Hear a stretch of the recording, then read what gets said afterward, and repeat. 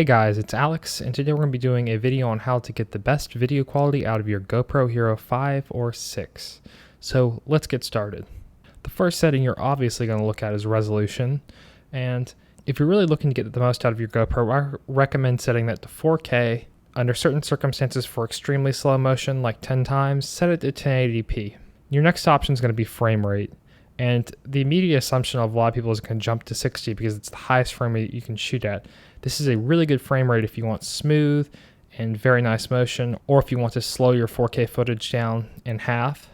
Another good option is 30 frames per second, or if you're going for the movie look, you can pick 24. It's all up to you. Just keep in mind, the higher the frame rate, the less light will get to the sensor. Next, for field of view or FOV, I like to leave mine on wide because I don't like a ton of distortion, but if you really must get a really wide shot, go ahead and select super view. Other options on 1080p will include linear. So if you go to 1080p, you'll have a few other options, although I find linear to look pretty cool, although it does seem to get a little bit more noise. So I usually choose wide, even on the 1080p, because it's already cropping the sensor. After choosing your frame rate, resolution, and field of view, the next thing you're going to want to do is swipe to the right.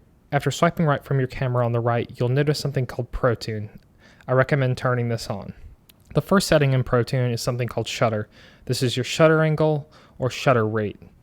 The best setting for this is usually double your frame rate. Since we're shooting 4K 60, let's do 4K 120 frames a second. The next option in ProTune is EV Comp, otherwise known as.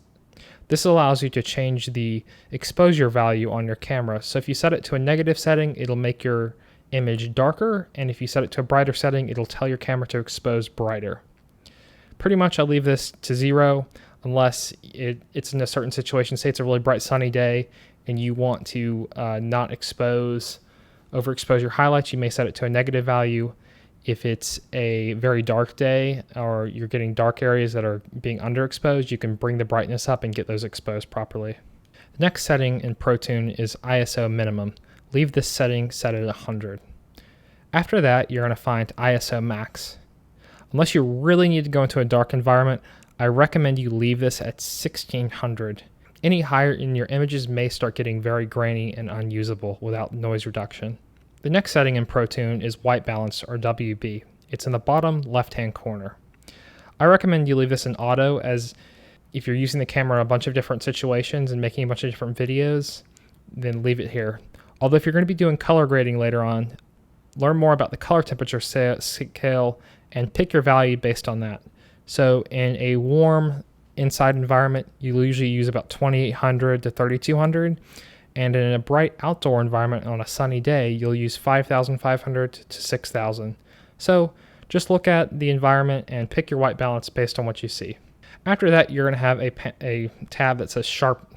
This stands for sharpness, and I immediately recommend setting this on low. Now you're thinking, why do you set this on low? Well, the camera by default sets the sharpness very high, and in some situations it can make foliage and other small artifacts in your camera look very over sharpened. My recommendation is if you want to add sharpening, do this in your video editor. After that, you have an option for color.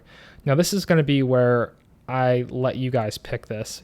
The GoPro color is very saturated, looks good, and you really won't have to do any color correction to it unless you absolutely have to.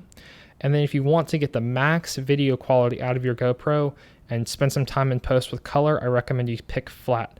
The flat option is an amazing option and allows you really to capture and get a lot out of your GoPro. The last option in ProTune is raw audio. You can set the amount of processing you want. I actually recommend the medium processing, so where it will still switch between the win modes, and pick the best audio microphone. That's what I found. Unless you need absolutely pure raw audio, I recommend you leave this to medium. After setting everything in ProTune and turning it on, I recommend you swipe right. This is when, if you're shooting at 4K 60, you're not going to be able to choose image stabilization, but at most other frame rates, it will be available. I recommend you turn image stabilization on if it's available in your mode, as this will allow you to get the best picture quality possible. And last but not least, if you swipe right again, you're going to get an option for manual audio control. Only use this if you want to leave your camera in wind only mode or stereo mode. If you're talking or vlogging, put it in stereo mode, but if you're in action mode, I recommend leaving wind on because chances are your GoPro is getting quite a breeze. Okay guys, these have been my recommended settings for the GoPro Hero 5 and 6. If you have any other questions, don't forget to leave a comment below. Also, soon I'll have a new video about how to color correct the GoPro Hero 6 footage, so stay tuned for that and subscribe. Thanks guys, and have a great day. Peace.